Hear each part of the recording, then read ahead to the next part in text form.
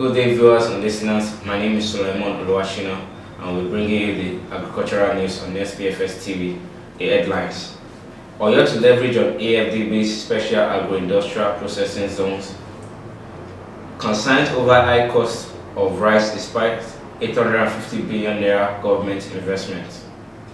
FEC approved 1.4 billion naira to equip youth farmers. Nasarawa Assembly pledges to support agricultural sector.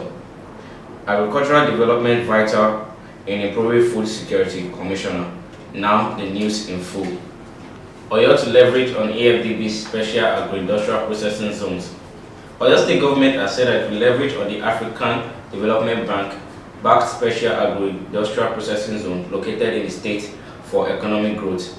The secretary to the state government, SSG, Mrs. Olubamiwo Adeosun, who stated this at the senior level engagement and strategic case workshop in respect of the special agro-industrial processing zone project at the United Kingdom Nigeria Infrastructure Advisory Facility in Ibadan, added that the current administration would continue to give necessary support to ensure the success of ASPZ program. Adeosun said that the state was determined to expand its economy via the agribusiness value chain. Maintaining that Oyo State was privileged to have been selected as one of the pioneer states for the special agro-industrial processing zone.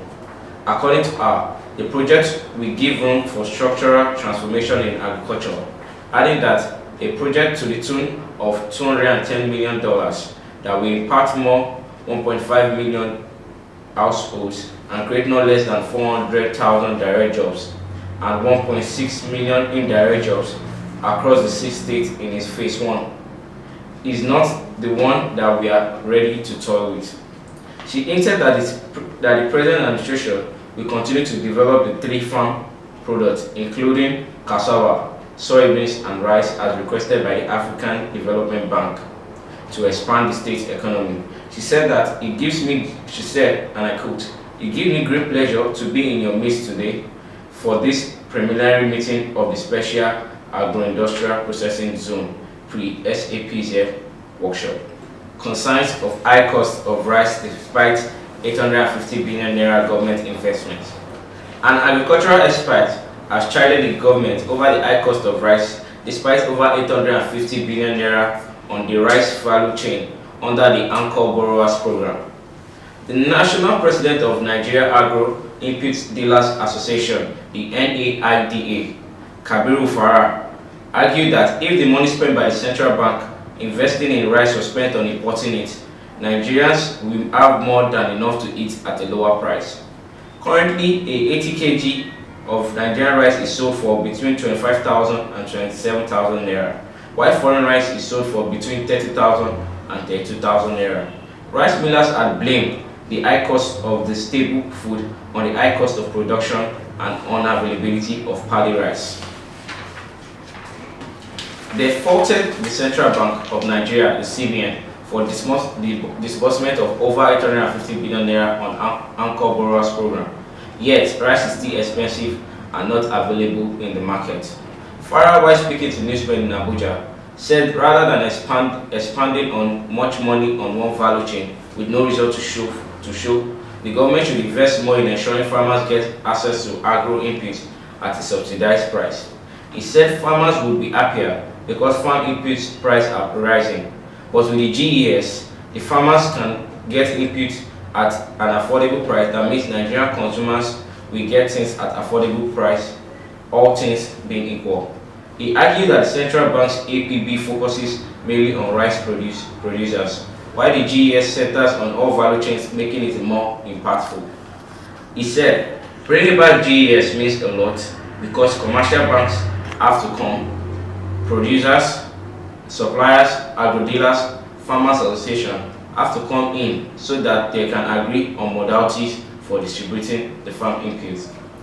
Farah said in the new GES, they will ensure that quality inputs are delivered at various centers with the farmers' preference in consideration. FEC approved 1.4 billion naira to equip young farmers. The 1.4 billion naira was used to procure equipment and agricultural inputs for the National Youth Farmer Scheme. The Federal Executive Council has approved the sum of 1.4 billion naira for the procurement of equipment and agricultural inputs for the National Youth Farmers Scheme. Lai Mohammed, Minister of Information and Culture, disclosed this while briefing State House correspondent after the FEC meeting presided over by Vice President Yemi Osibajo on Wednesday at the Presidential Villa, Abuja.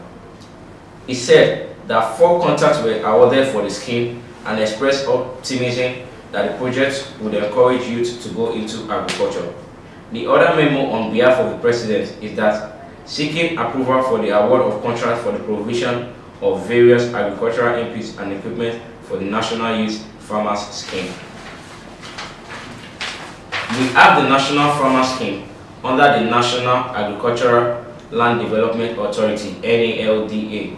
Here, 4 contracts were awarded in the total sum of 1.4 billion naira with various completion period. According to him, the first is provision of farmers' inputs such as seeds, cuttings, planting materials, agrochemical fertilizers, and growth enhancers for 3,000 acres in Abia, Adamawa, Borno, Ekiti, Gombe, Imo, Jigawa, Katsina, Kebbi, Niger, Osun, Yobe, and Enugu states. Nasarawa Assembly pledges to support agricultural sector.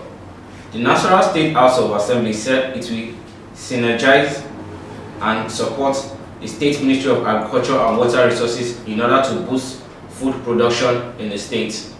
Chairman, House Committee on Agriculture, Peter Akwe, made the disclosure in Lafia on Wednesday when the management of the ministry and staff of the Nasarawa Agricultural Development Program appeared before the committee to defend their 2022 budget proposals.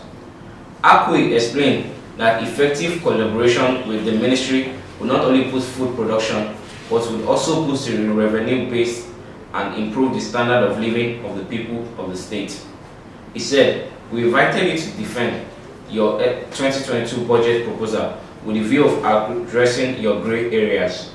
We will continue to support you to succeed due to the importance of agriculture to human and societal development." He assured the Ministry of the Committee's continued support to enable them to succeed. Agricultural development vital in improving food security, Commissioner. The Delta State Commissioner for Agriculture, Mr. Julius Egbedi, has stressed the importance of agricultural development in improving food security. Egbedi, according to a statement on Tuesday, said this at the unveiling of an NPK fertilizer blending plant and fish feeds plant by Master Chemical and Fertilizer Limited, Asaba. He said, agricultural development is important to improving food security and nutrition. Its roles cannot be underestimated. It increases the quantity and diversity of food and also drive economic transformation. Agricultural development can also help the country diversify its economy, thereby reducing over-reliance on crude oil. Several studies across many countries over many years show that both agricultural development and economic wild growth are needed to improve food security.